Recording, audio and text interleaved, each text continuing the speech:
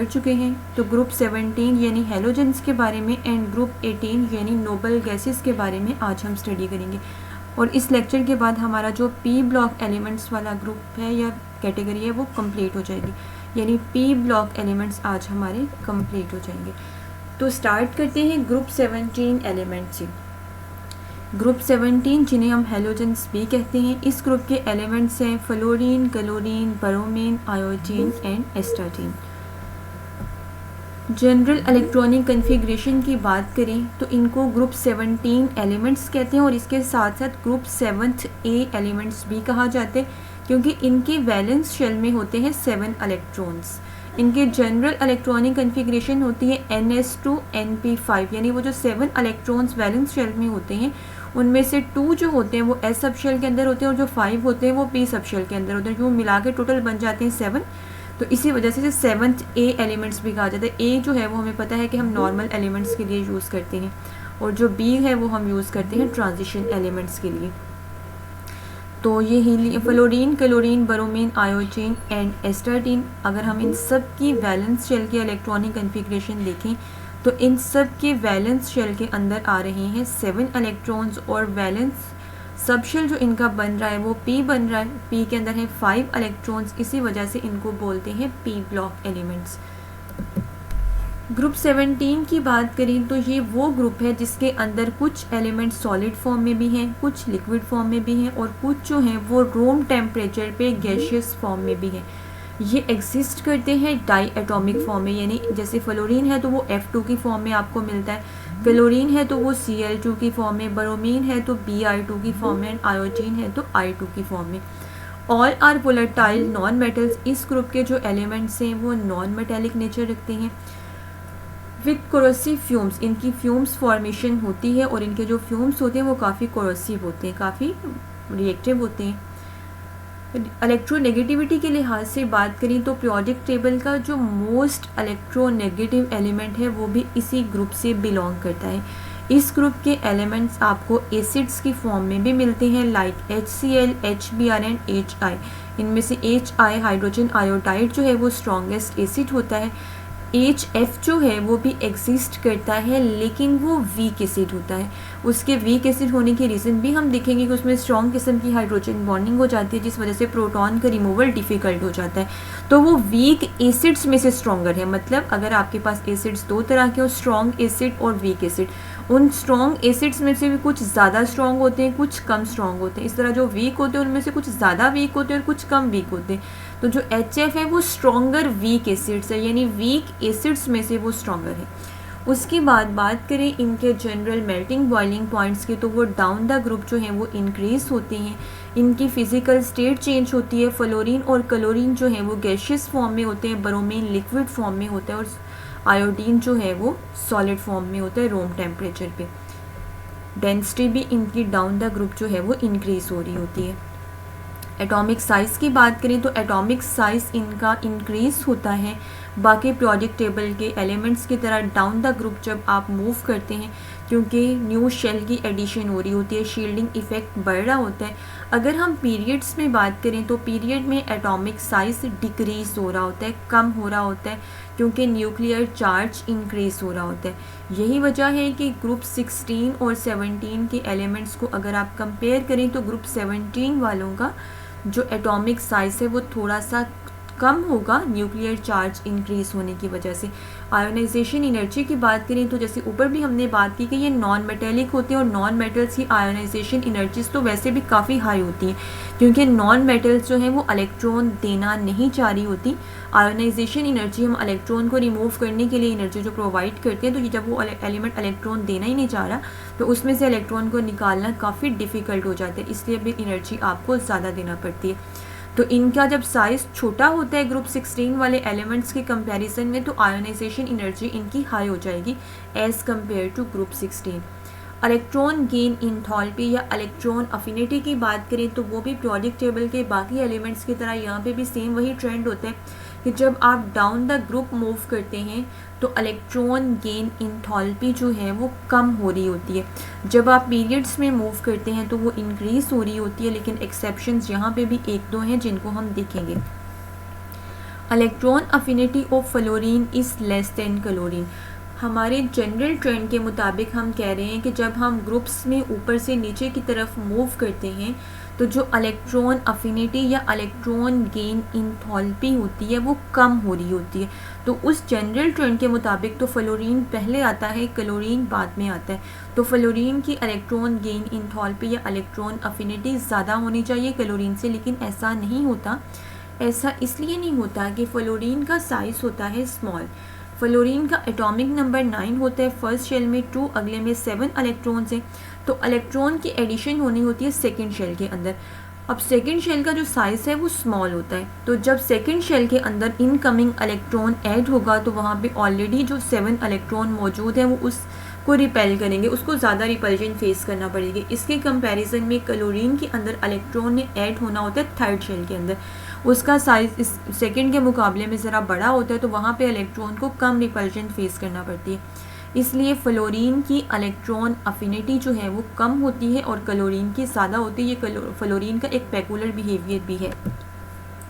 Electronegativity की बात करें तो ग्रुप 17 के जो एलिमेंट्स हैं ये मोस्ट इलेक्ट्रोनेगेटिव एलिमेंट्स में से भी हैं। पीरियोडिक टेबल का जो हाईएस्ट इलेक्ट्रोनेगेटिविटी रखने वाला एलिमेंट है वो इसी ग्रुप से बिलोंग करता है जो कि फ्लोरीन है। और डाउन द ग्रुप जो इलेक्ट्रोनेगेटिविटी होती है वो डिक्रीज हो रही होती है। मेल्टिंग बॉइलिंग पॉइंट जो है इनके डाउन द ग्रुप इंक्रीज होते हैं क्योंकि वंडरवाल फोर्सेस इंक्रीज हो रही होती है। वंडरवाल फोर्सेस डिपेंड करती हैं पोलराइजेबिलिटी पे और पोलराइजेबिलिटी डिपेंड करती है एटॉमिक साइज पे। तो down the group size increase हो रहा होता है जिससे पोलराइजेबिलिटी बढ़ती है, वंडरवाल फोर्सेस बढ़ती हैं और एज अ रिजल्ट जो है इनके मेल्टिंग बॉइलिंग पॉइंट इंक्रीज होते हैं। इनके जो हेलोजेंस हैं स्पेशल कलर्स भी होते हैं, जैसे फ्लोरीन जो है ये डल शेलो कलर की गैस है, क्लोरीन जो है वो ग्रीनिश शेलो है, ब्रोमीन रेडिश ब्राउन कलर का लिक्विड है और आयोडीन जो है वो वायलेट ब्लैक से सॉलिड होता है। ऑक्सीडेशन स्टेट की बात करें तो इनकी वेरिएबल ऑक्सीडेशन स्टेट्स होती हैं।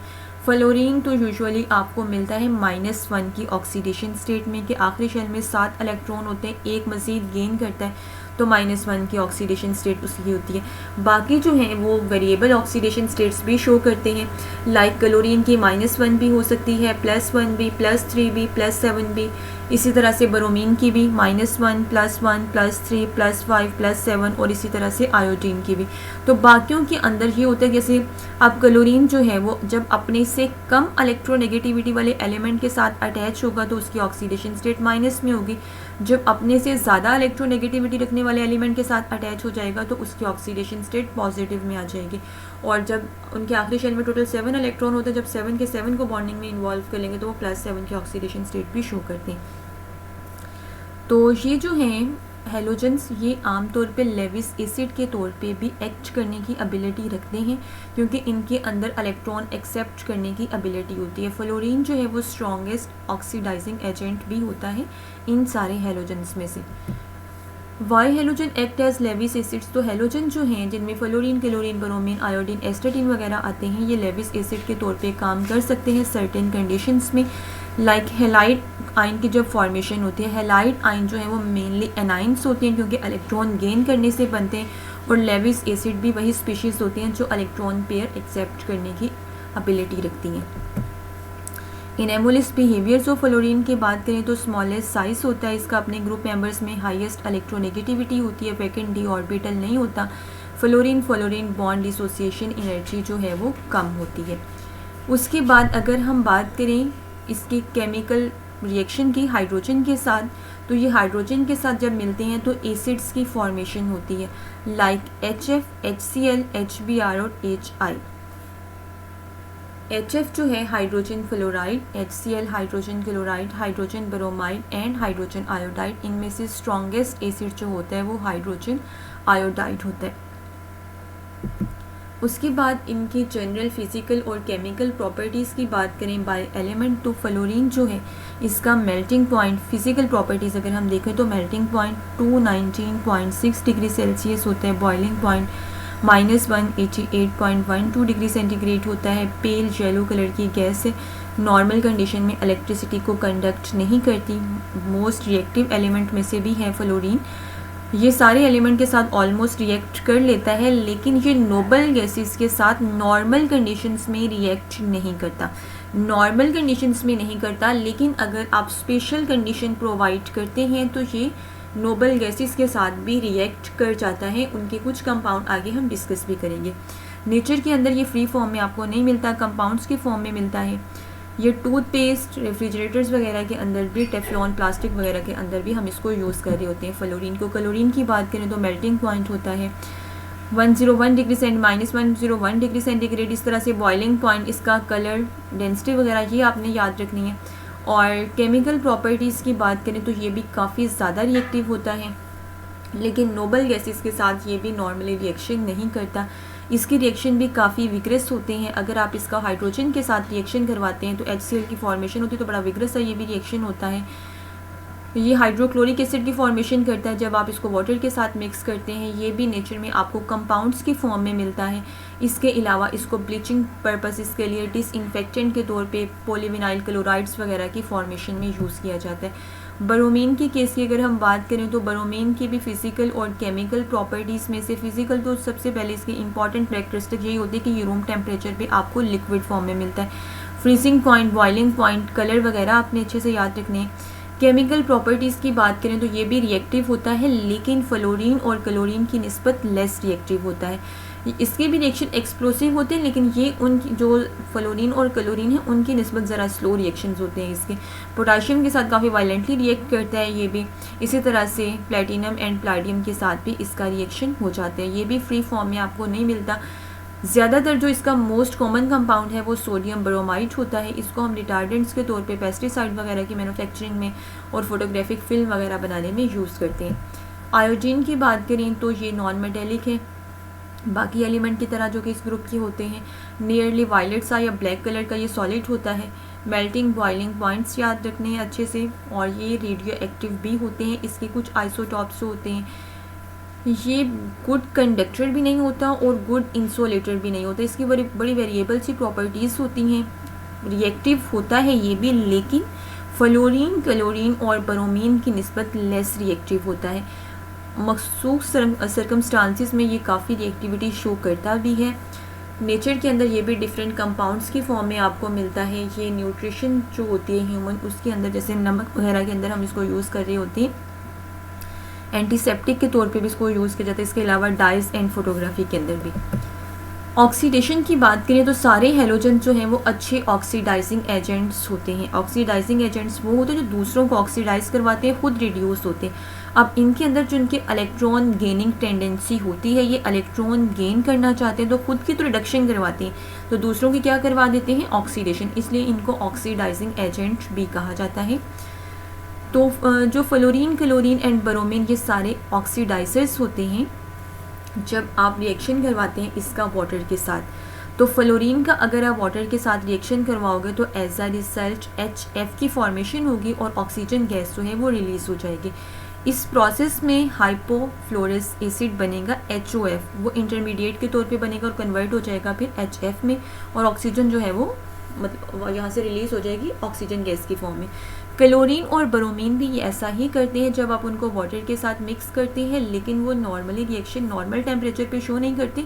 उनके लिए आपको एनर्जी देना पड़ती है in the form of sunlight. यही काम आप आयोडीन के साथ भी करवा सकते हो, लेकिन वो नॉर्मल टेम्परेचर पे नहीं होगा, सनलाइट की प्रेजेंस में भी नहीं होगा। उसके लिए फिर आपको बाकायदा हीट प्रोवाइड करना पड़ेगी। ऑक्सीजन जो है इस दौरान प्रोड्यूस होती है वो काफ़ी रिएक्टिव होती है। तो जब आप क्लोरीन को यूज़ कर रहे होते हैं तो वो क्लोरीन उस ऑक्सीजन के साथ मिलकर ऑक्सीक्लोराइड वगैरह भी बना देती है, जो कि फर्दर ब्लीचिंग वगैरह के पर्पस में भी यूज़ हो जाते हैं।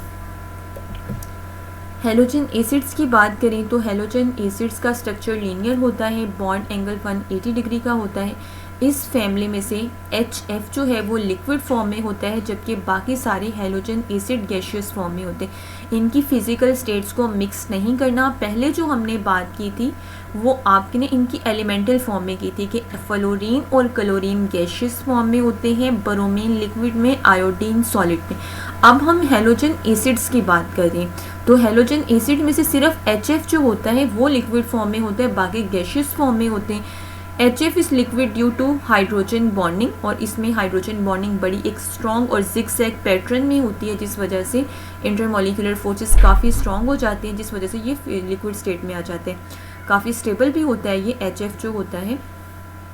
इनके हाइड्राइड की स्टेबिलिटी जो है वो इनके साइज़ वगैरह पे भी डिपेंड कर रही होती है। HF जो है ये सबसे स्ट्रॉन्ग मतलब स्टेबल है, इसकी बॉन्ड एनर्जी सबसे ज़्यादा होगी, उससे कम होगी HCl की, क्योंकि HCl में जो इलेक्ट्रोनेगेटिविटी का डिफरेंस है वो HF के निस्बत थोड़ा कम होता है। फिर HBr और सबसे कम HI। इसी वजह से HI चूँकि आसानी से डिसोसिएट हो जाता है, इसकी बॉन्ड एनर्जी कम होती है क्योंकि बॉन्ड लेंथ ज़्यादा हो जाती है। साइज़ इंक्रीज़ होने की वजह से जब बॉन्ड लेंथ बढ़ती है, बॉन्ड लेंथ का पहले भी मैंने काफ़ी दफ़ा बताया कि जब दो एटम बॉन्ड फॉर्मेशन करते हैं तो एक कंप्रोमाइज डिस्टेंस पे आके वो रुक जाते हैं। वही कंप्रोमाइज डिस्टेंस जो होते हैं उनकी बॉन्ड लेंथ की इंडिकेशन होता है। जहाँ पे बॉन्ड लेंथ ज़्यादा होती है वहाँ पे स्टेबिलिटी कम होती है, जहाँ पे स्टेबिलिटी कम हो वहाँ पे बॉन्ड को ब्रेक करना आसान होता है। अच्छा एसिड हम उसको कहते हैं जो आसानी से अपना प्रोटॉन डोनेट कर दे। तो HI जो है अपना प्रोटॉन आसानी से डोनेट कर देता है, इसलिए हम इसको स्ट्रॉन्गर एसिड कंसिडर करते हैं। और इसकी वजह ये होती है कि इसकी बॉन्ड एनर्जी कम होती है।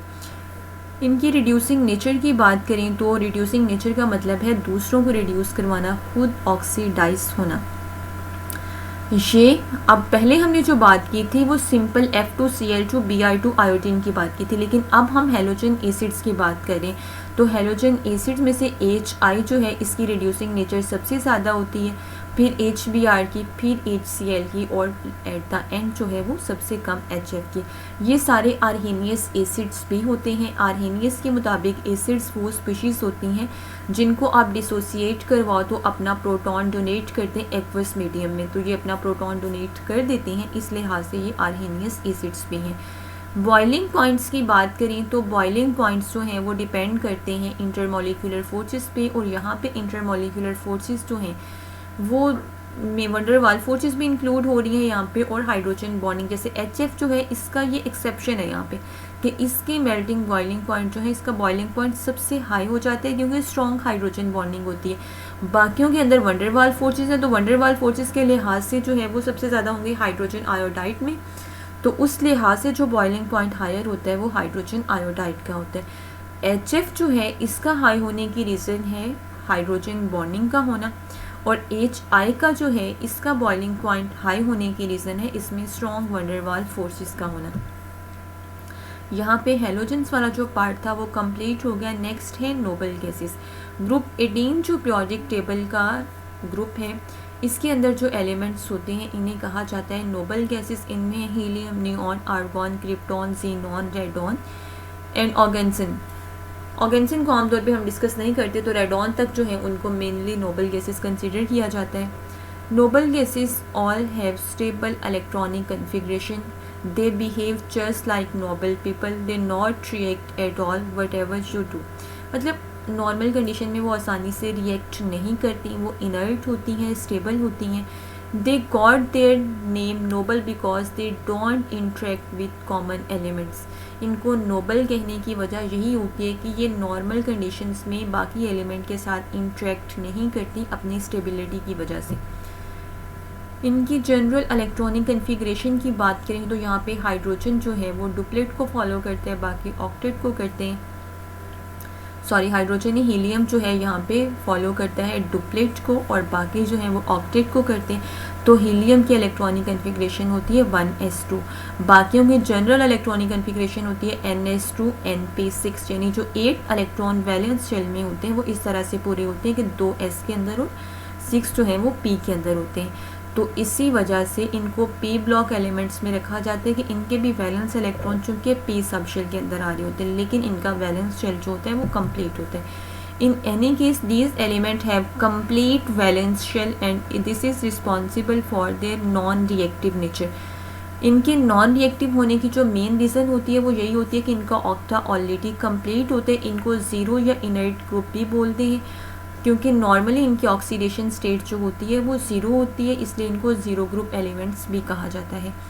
नेचुरल स्टेट की बात करें तो ये colourless, odourless, tasteless mono atomic gases होती हैं।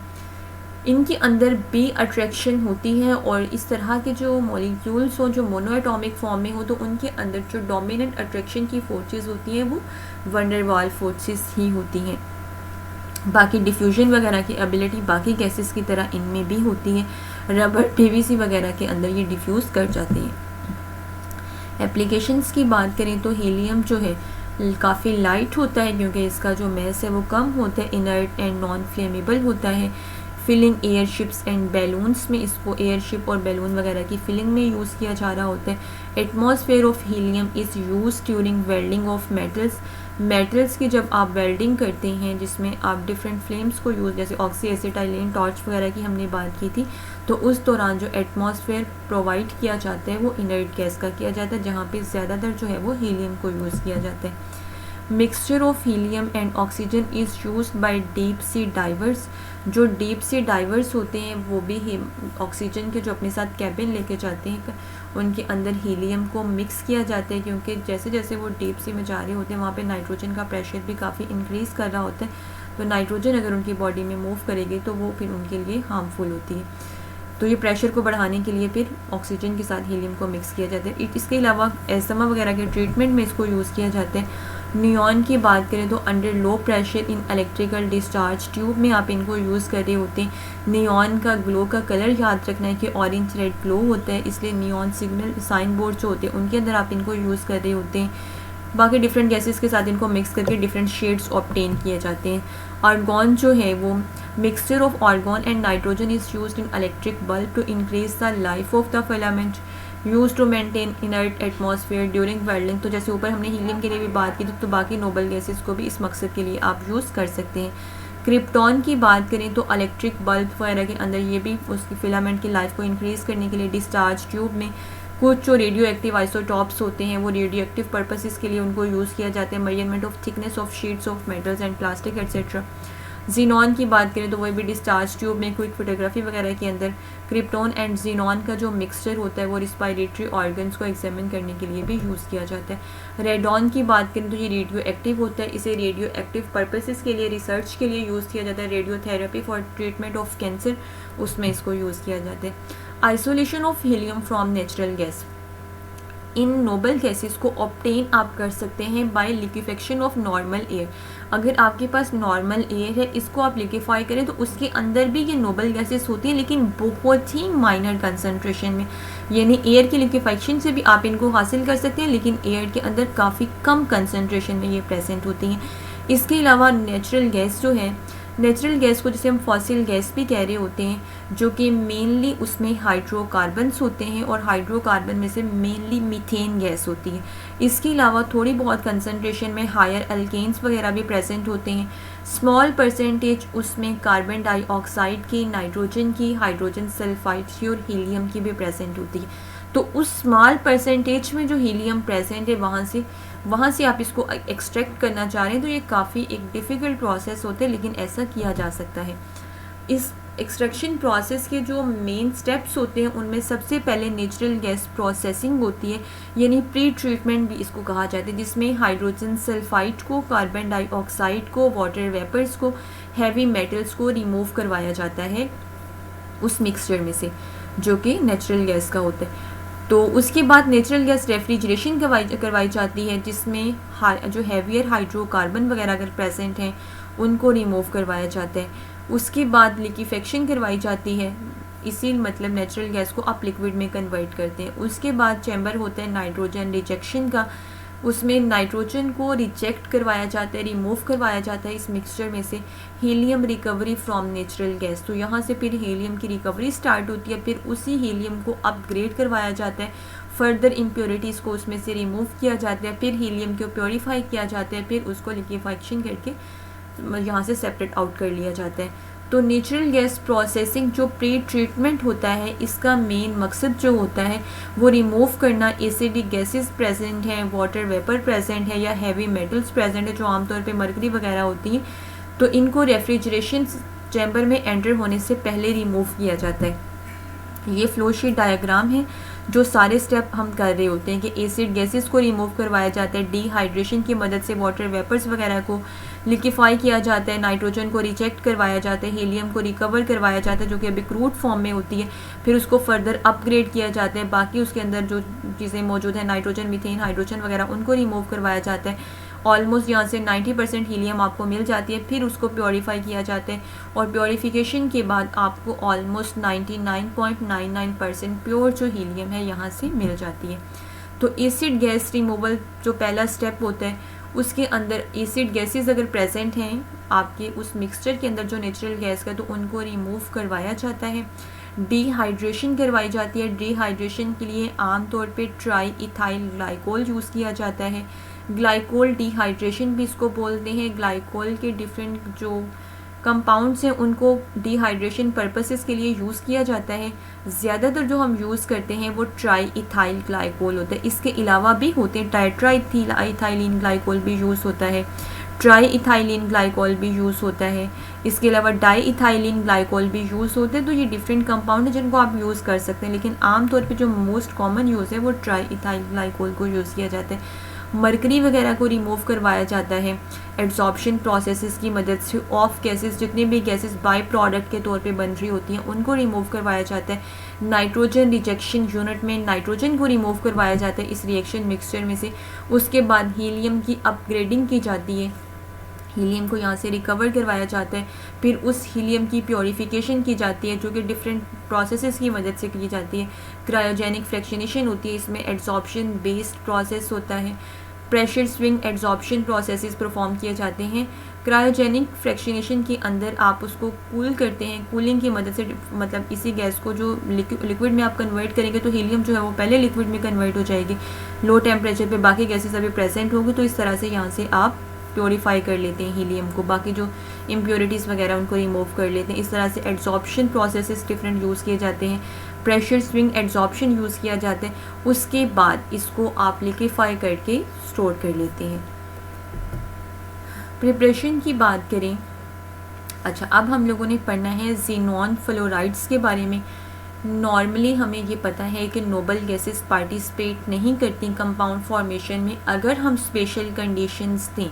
उन स्पेशल कंडीशंस में एक तो प्रेशर ख़ास एडजस्ट करना पड़ता है, मखसूस कंसनट्रेशन में इनको लेना पड़ता है, और वो कंसनट्रेशन डायरेक्टली हम जो है वो प्रैक्टिकली पता चलता है जब आप उसको रिएक्शन में परफॉर्म करते हैं। बाकी स्पेशल टेम्परेचर स्पेशल प्रेशर देंगे तो ये रिएक्शन हो जाते हैं। कुछ कंपाउंड जो हैं वो डिस्कवर हो चुके हैं ज़ीनॉन के, जिनमें मेनली जो हैं वो ज़ीनॉन फ्लोराइड्स हैं या ज़ीनॉन ऑक्साइड्स हैं। तो फ्लोराइड्स की बात करें, सबसे पहले है XeF2 ज़ीनॉन डाईफ्लोराइड। इसको जब आपने बनाना होता है तो ये रेशोज़ अब आपने अच्छे तरीके से अपने माइंड में रखनी है, क्योंकि ये भी MCQs में पूछे जा सकते हैं। ये स्पेशल एक्सपेरिमेंटल रेशोज़ होती हैं, ये इनके स्टिचोमेट्रिक कॉफिशिएंट नहीं होते। नंबर ऑफ मोल यहाँ से डायरेक्टली नहीं होती कि आपको यहाँ से इक्वेशन को देख के पता चल जाएंगे, ये एक्सपेरिमेंटली पता चले हैं। अगर आप हासिल करना चाहते हैं ज़ीनॉन फ्लोराइड को तो आपने लेना है इनको 2:1 की रेशो में। ये रेशो लेने का एक ख़ास मकसद भी होता है कि ज़ीनॉन डाईफ्लोराइड के अलावा ज़ीनॉन टेट्राफ्लोराइड भी होता है, ज़ीनॉन हेक्साफ्लोराइड भी होता है।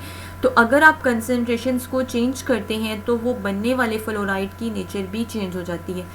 तो जब आप 2:1 की रेशो में लेते हैं, 673 केल्विन का टेम्परेचर यहाँ पे प्रोवाइड करते हैं, स्पेशल निकल कंटेनर में, निकल क्रूसिबल में ये रिएक्शन परफॉर्म करवाया जाता है, तो एज अ रिजल्ट XeF2 की फॉर्मेशन हो जाती है।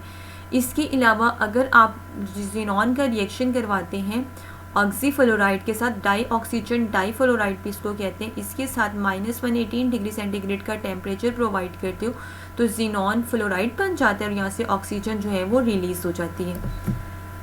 प्रॉपर्टीज़ की बात करें तो ये कलरलेस क्रिस्टलाइन सॉलिड होता है, इसका मेल्टिंग पॉइंट 400 केल्विन होता है। अगर आप इसका हाइड्रोजन के साथ रिएक्शन करवाते हैं तो ये HF की फॉर्मेशन हो जाती है और ज़ीनॉन अलग हो जाते हैं। अगर आप आयोडीन के साथ करवाते हैं तो ये आपके पास बॉन्ड यहाँ से ब्रेक होगा जिसमें ज़ीनॉन अलग हो जाएगा और आयोडो फ्लोराइड्स की फॉर्मेशन हो जाएगी।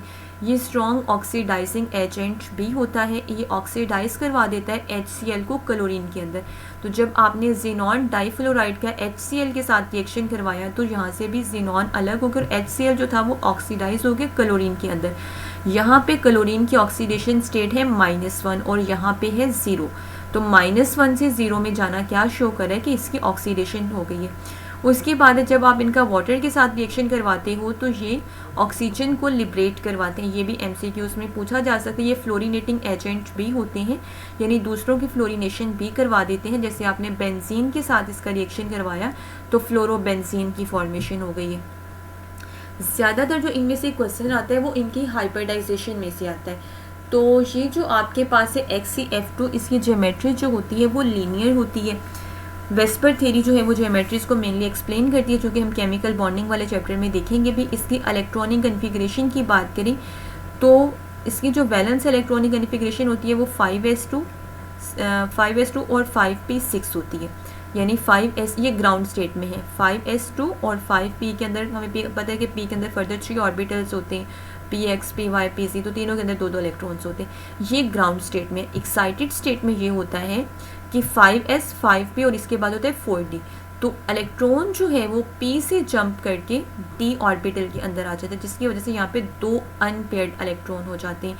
अब जनरल जो इसकी हाइब्रिडाइजेशन बनती है वो बनती है sp3d, यानी s भी इसमें इन्वॉल्व हो रहा है, p के 3 ऑर्बिटल और d का 1, तो sp3d हाइब्रिडाइजेशन होती है इसकी। अब यहाँ पे टोटल कितने ऑर्बिटल्स बनेंगे, जो कि होंगे आपके पास एक s वाला, 3 p वाले, 4 और 1 5। ये 5 हाइब्रिडाइज्ड ऑर्बिटल में से 3 होंगे आपके पास जो फुली फिल्ड हैं, जो कि लॉन पेयर की फॉर्म में होंगे। तो बाकी जो हैं वो हाइब्रिडाइज्ड ऑर्बिटल बॉन्डिंग में जो बनाएंगे वो कितने हैं, वो 2 हैं। तो इस तरह से नॉर्मली जहाँ पे sp3d हाइब्रिडाइजेशन होती है वहाँ पे ट्राइगोनल बाइपिरामिडल स्ट्रक्चर होता है। लेकिन चूंकि यहाँ पे आपके पास लॉन पेयर्स भी प्रेजेंट है तो ज्योमेट्री थोड़ी सी शफल इस तरह से हो जाती है। अब ये आपके पास 5 हाइब्रिडाइज्ड ऑर्बिटल थे, 5 में से 3 वो थे जो फुली फिल्ड थे, जिनके अंदर लॉन पेयर प्रेजेंट है, और बाकी बचे 2, तो वो 2 जो हैं वो ओवरलैप कर लेते हैं फ्लोरीन के ऑर्बिटल के साथ, यूँ XeF2 की फॉर्मेशन हो जाती है। उसके बाद है ज़ीनॉन टेट्राफ्लोराइड। पहले हमने पढ़ा है ज़ीनॉन डाइफ्लोराइड XeF2, अब है ज़ीनॉन टेट्राफ्लोराइड। जब ये आपने बनाना होता है तो इसमें जो हम रेशो लेते हैं वो 1:5 लेते हैं, क्योंकि अगर आप फ्लोरीन की रेशो कम लेंगे तो यहाँ पे मसला फिर से वही होगा कि ज़ीनॉन टेट्राफ्लोराइड की बजाय ज़ीनॉन डाइफ्लोराइड बनना स्टार्ट हो जाएगा। इसलिए आपने ये रेशोज़ लाजमी याद रखनी है, और ये एक्सपेरिमेंटल है, ये सिंपल उनके नंबर ऑफ मोल नहीं है जो आप बैलेंस्ड केमिकल इक्वेशन से ले लेंगे। तो निकल क्रूसिबल के अंदर ये भी रिएक्शन होता है। तो इसकी प्रॉपर्टीज़ की बात करें तो कलरलेस क्रिस्टलाइन सॉलिड है, HF के अंदर सॉल्यूबल होता है, 117.1 डिग्री सेंटीग्रेड इसका मेल्टिंग पॉइंट होता है। पायरेक्स वेसल में आप इसको स्टोर कर सकते हैं। प्रॉपर्टीज़ की बात करें तो हाइड्रोलिसिस जब आप इसकी करवाते हैं तो ये ज़ीनॉन ऑक्साइड भी प्रोड्यूस करता है, ज़ीनॉन ट्राईऑक्साइड। तो आगे जब आप ज़ीनॉन ट्राईऑक्साइड के रिएक्शंस देखेंगे तो वहाँ पे आप देखेंगे उसको बनाने के तरीके में आप इसको भी याद रख सकते हैं कि जब आप ज़ीनॉन टेट्राफ्लोराइड की हाइड्रोलिसिस करवाते हैं तो HF के साथ, ज़ीनॉन के साथ आपको यहाँ से ज़ीनॉन ट्राईऑक्साइड भी मिलता है। पार्शियल हाइड्रोलिसिस करवाओगे तो ज़ीनॉन ऑक्सीफ्लोराइड आपको मिलेगा। ये भी फ्लोरीनेटिंग एजेंट होता है। अगर आपने इथीन लिया है, उसका XeF4 के साथ रिएक्शन करवाया तो वो जो डबल बॉन्ड होगा वो डबल वाला बॉन्ड ब्रेक होगा और दोनों के साथ एक एक फ्लोरीन ऐड हो जाएगा, जो इसकी फ्लोरीनेशन हो जाएगी।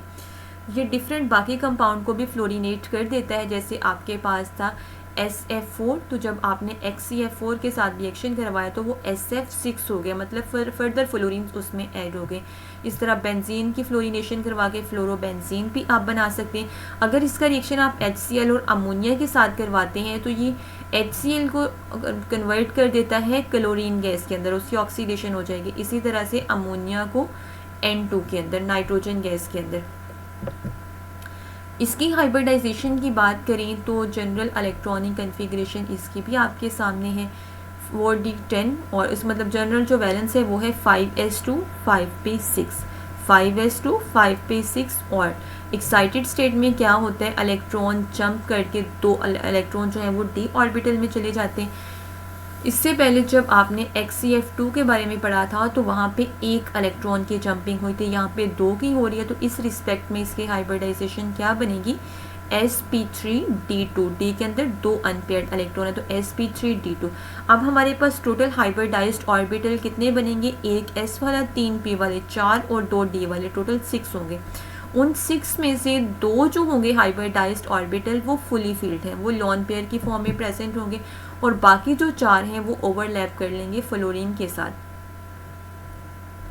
तो sp3d2 हाइब्रिड ऑर्बिटल है ऑक्टाहेड्रल स्ट्रक्चर, ये स्पेशल ज्योमेट्री याद रखनी है। और इसमें फिर आगे यही कि जो आपके पास हाइब्रिडाइज्ड ऑर्बिटल होते हैं उनमें 2 लॉन पेयर होते हैं और बाकी जो 4 होते हैं ये फिर बॉन्ड पेयर बन जाते हैं। उसके बाद है ज़ीनॉन हेक्साफ्लोराइड।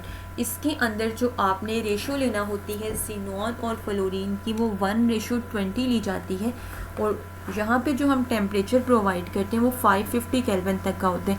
ये इतनी हाई रेशो लेने का मकसद ये होता है कि अगर आप फ्लोरीन कम लेंगे तो वो ज़ीनॉन डाईफ्लोराइड या टेट्राफ्लोराइड तक रिएक्शन स्टॉप भी हो सकता है, लेकिन हमने हेक्साफ्लोराइड बनाना है इसलिए ये रेशो हाई रखी जाती है इसमें, और ये भी एक्सपेरिमेंटल होती है, फिक्स्ड होती है। उसकी बात है कि अगर आप इसकी प्रॉपर्टीज़ की बात करें तो ये भी कलरलेस क्रिस्टलाइन सॉलिड है, yellow colour in liquid and vapour state में इसका होता है, मेल्टिंग पॉइंट 322.5 होता है।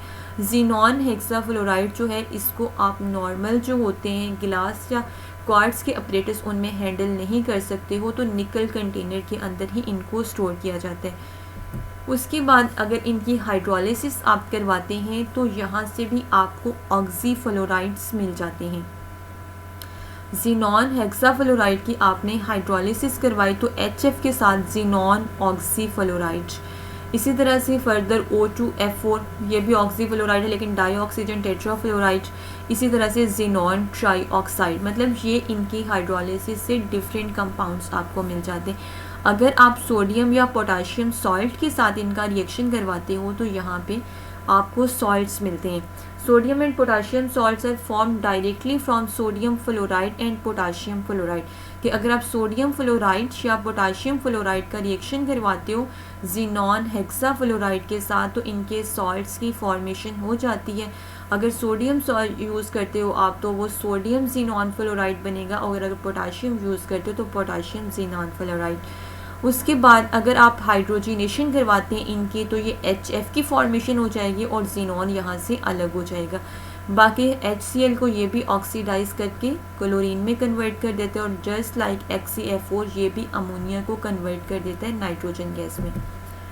इसके स्ट्रक्चर की बात करें तो इलेक्ट्रॉनिक कन्फिग्रेशन इसमें की भी बैलेंस वही होती है 5s2 5p6। ये है इसकी ग्राउंड स्टेट।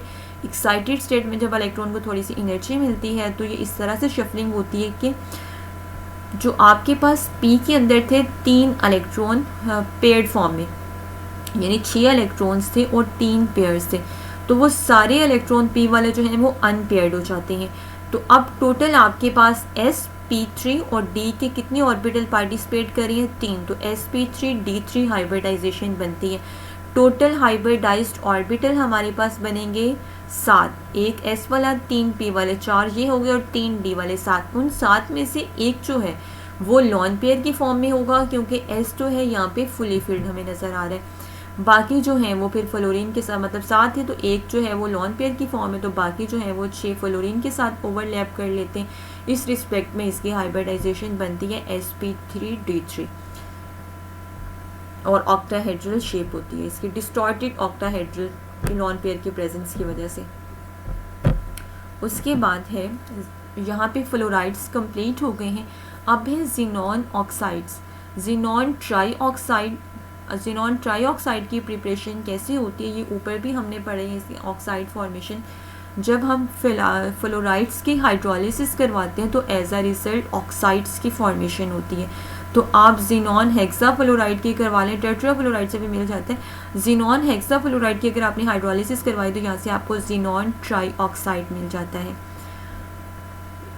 इस तरह से अगर आप ज़ीनॉन ऑक्सीफ्लोराइड्स की हाइड्रोलिसिस करवाते हैं तो उसके रिजल्ट में भी आपको ज़ीनॉन ट्राईऑक्साइड मिल जाते हैं। प्रॉपर्टीज़ की बात करें तो वाइट नॉन वोलेटाइल कंपाउंड होता है, वाटर सॉल्युबल होता है। It is stable in aqueous solution and explosive in dry state. It act as strong oxidant वगैरह के तौर पे ही आमतौर पे इनको यूज़ किया जाता है। अगर आप इसका पोटाशियम आयोडाइड के साथ रिएक्शन करवाते हैं in the presence of HCl acidic medium में, तो पोटाशियम आयोडाइड कन्वर्ट हो जाता है आयोडीन में। अगर आप रिएक्शन करवाते हैं, इनका एक्वस सॉल्यूशन बनाते हैं, तो it behave as weak acid. अगर आप इनकी हाइड्रोलिसिस करवाते हैं तो ये आपको वीक एसिड्स की फॉर्म में इनका सॉल्यूशन मिलेगा। वो इसलिए कि यहाँ से वाटर जो होता है, पता है हमें वाटर की नेचर एम्फोटेरिक होती है, तो वाटर तो दोनों तरीक़ों से एक्ट कर सकता है। तो यहाँ से आप यहाँ पे चूँकि आपको प्रोटॉन मिल रहे होते हैं और जिस सॉल्यूशन के अंदर हाइड्रोजन आयन की कंसनट्रेशन प्रेजेंट हो वो एसिडिक होता है। अगर आप हाइड्रोलिसिस करवाते हैं in the presence of base, तो तब आपको सॉल्ट मिलते हैं पर्सिनेट सॉल्ट्स जो हैं। तो जैसे आपने सोडियम हाइड्रोक्साइड, तो सोडियम पर्सिनेट आपके पास बन जाएगा। ये भी एक्सप्लोसिव नेचर का होता है। इनके स्ट्रक्चर की बात करें तो एक्साइटेड स्टेट के अंदर होता ये है यहाँ पे आपके पास कि ग्राउंड स्टेट और एक्साइटेड स्टेट। ग्राउंड स्टेट में तो वही है जो हम ऊपर इनकी देख के आए हैं जनरल इलेक्ट्रॉनिक कन्फिग्रेशन के। एस के अंदर 2 और पी के अंदर होते हैं 6 इलेक्ट्रॉन्स। अब एक्साइटेड स्टेट में ये होता है कि ये इलेक्ट्रॉन जो हैं पी वाले जंप करके चले जाते हैं डी के अंदर। अब यहाँ पे थोड़ी सी बात जो है वो समझने वाली है कि इसके अंदर हाइब्रिडाइजेशन है sp3। अब sp3 इसके अंदर कैसे बन रही है? sp3 का मतलब ये है कि s और 3 p ने बॉन्डिंग में इन्वॉल्व हो जाना है। तो यहाँ पे टोटल 4 हाइब्रिडाइज्ड ऑर्बिटल बनेंगे। 4 में से एक जो है वो ऑलरेडी फील्ड है, तो बाकी इसका मतलब है 3 बॉन्ड बनेंगे। तो फिर ये 3 इलेक्ट्रॉन कहाँ जाएंगे? ये 3 इलेक्ट्रॉन जो हैं ये हाइब्रिडाइजेशन में चूँकि पार्टिसिपेट नहीं करे, ये अनहाइब्रिडाइज्ड है, तो ये अनहाइब्रिडाइज्ड जो हैं ये फिर पाई बॉन्ड फॉर्मेशन करेंगे। पाई बॉन्ड हमें पता है कि अनहाइब्रिडाइज्ड ऑर्बिटल में जो इलेक्ट्रॉन्स होते हैं उनके साइड बाय साइड ओवरलैप के रिजल्ट में बनते हैं। तो अगर आप यहाँ पे ज़ीनॉन ट्राइऑक्साइड का स्ट्रक्चर देखें तो इसके अंदर आपको नज़र आ रहे हैं टोटल 3 सिग्मा बॉन्ड, यानी ज़ीनॉन का डबल बॉन्ड ऑक्सीजन के साथ, फिर दूसरे ऑक्सीजन के साथ भी डबल बॉन्ड, फिर तीसरे ऑक्सीजन के साथ भी डबल बॉन्ड। तो जहाँ पे डबल बॉन्ड होता है उसमें एक तो सिग्मा होता है, दूसरा पाई होता है। तो सिग्मा बॉन्ड तो हाइब्रिडाइज्ड ऑर्बिटल से बनेगा, लेकिन जो पाई बॉन्ड है वो अनहाइब्रिडाइज्ड ऑर्बिटल से बनेगा। इसी तरह इसके अंदर भी एक सिग्मा है, एक पाई, इस तरह इसके अंदर भी एक सिग्मा है, एक पाई है। तो ये जो डी के अंदर 3 इलेक्ट्रॉन्स है ना, ये पाई बॉन्ड फॉर्मेशन में इन्वॉल्व हो जाएंगे। जो पी और एस के अंदर है, एस वाले तो वैसे चूँकि फुली फिल्ड है, तो जो पी के अंदर है फिर ये जो है वो सिग्मा बॉन्ड फॉर्मेशन में इन्वॉल्व होते हैं, यानी 3 सिग्मा और 3 पाई बॉन्ड्स बनते हैं ना आपके पास। तो इस लिहाज से जो इसकी हाइब्रिडाइजेशन होती है वो sp3 होती है। उसके बाद अगर ज़ीनॉन टेट्राऑक्साइड की आप बात करते हैं तो ज़ीनॉन ट्राइऑक्साइड की अगर आप ऑक्सीडेशन करवाते हैं in the presence of ozone, तो इसके रिजल्ट में आपको एट द एंड मिल जाता है ज़ीनॉन टेट्राऑक्साइड। फर्स्ट स्टेप के अंदर पहले आपके पास पर्सिनेट सॉल्ट्स बनेंगे जैसे Na4HCO6, फिर फर्दर वो एसिडिक कंडीशन में उस फर्दर वो रिएक्शन को प्रोसीड करवाएगा और अल्टीमेटली आपको ज़ीनॉन टेट्राऑक्साइड मिल जाएगा। यानी ज़ीनॉन ट्राइऑक्साइड के ऑक्सीडेशन से आप ज़ीनॉन टेट्राऑक्साइड बना सकते हैं। इसके अलावा भी मेथड्स होते हैं डिफरेंट इनको बनाने के। अगर आपने बेरियम हाइड्रोक्साइड यूज़ किया, उसका HCF6 के साथ ज़ीनॉन हेक्साफ्लोराइड के साथ रिएक्शन करवाते हैं, तो इस रिएक्शन के रिजल्ट में भी ये आपको मिल जाते हैं। लेकिन ये भी सिंगल स्टेप में नहीं होता, इसमें भी पहले स्टेप में वही पर्सिनेट बेरियम पर्सिनेट सॉल्ट बनेगा, उसके बाद वो बेरियम पर्सिनेट सॉल्ट जो है फर्दर एसिडिक कंडीशन में प्रोसीड करेगा और आपको XCO4 मिल जाएगा, ज़ीनॉन टेट्राफ्लोराइड। इसकी केमिकल प्रॉपर्टीज़ की बात करें तो पहली बात तो ये है कि ये येलो कलर्ड वोलेटाइल सब्सटेंस होती है। वोलेटाइल जिनकी वेपर फॉर्मेशन इसीलिए हो जाती है, अनस्टेबल होती है, इसलिए ये खुद ब खुद भी डिकम्पोज होती रहती है ज़ीनॉन में और ऑक्सीजन में। जब आप इसकी हाइड्रोलिसिस करवाते हैं तो डिफरेंट जो एसिड्स हैं आपको पर्जेनिक एसिड एट्सेट्रा या पर्सिनेट सॉल्ट्स जो हैं वो मिल जाते हैं।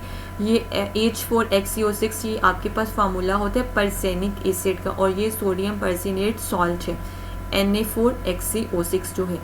उसके बाद अगर आप इसका रिएक्शन करवाते हैं हेक्साफ्लोराइड्स के साथ, यानी ज़ीनॉन टेट्राऑक्साइड का जब आप रिएक्शन करवाते हैं वो ज़ीनॉन हेक्साफ्लोराइड के साथ, एज अ रिज़ल्ट ऑक्सीफ्लोराइड्स की फॉर्मेशन होती है, यानी ज़ीनॉन ऑक्सीफ्लोराइड्स आपके पास डिफरेंट इसके रिज़ल्ट में बन जाते हैं। इसके स्ट्रक्चर की बात करें तो इसमें भी sp3 हाइब्रिडाइजेशन होती है, और वो sp3 इसमें कैसी होती है तो ये इसकी ग्राउंड स्टेट तो वही है कि S के अंदर 2 इलेक्ट्रॉन और P के अंदर 6 इलेक्ट्रॉन्स। फिर एक्साइटेड स्टेट में इसके अंदर सारे इलेक्ट्रॉन अनपेयर्ड हो जाते हैं, S वाले भी और P वाले भी। तो बज़ाहिर तो हमें काफ़ी सारे अनपेयर्ड यहाँ पे इलेक्ट्रॉन नज़र आ रहे होते हैं, लेकिन हाइब्रिडाइजेशन चूँकि इसमें भी sp3 है, जिसका मतलब है S और 3 P का ओवरलैप होगा, यानी आपके पास 4 हाइब्रिडाइज्ड ऑर्बिटल होंगे और बाकी जो 4 हैं वो अनहाइब्रिडाइज्ड ऑर्बिटल होंगे। तो जो हाइब्रिडाइज्ड ऑर्बिटल हैं वो सिग्मा बॉन्ड फॉर्मेशन करेंगे और बाकी जो 4 अनहाइब्रिडाइज्ड हैं वो ऑक्सीजन की अनहाइब्रिडाइज्ड ऑर्बिटल के साथ मिलके पाई बॉन्ड की फॉर्मेशन कर लेते हैं। HCO4 जो है इसके अंदर आपको 4 सिग्मा और 4 पाई बॉन्ड्स नज़र आते हैं।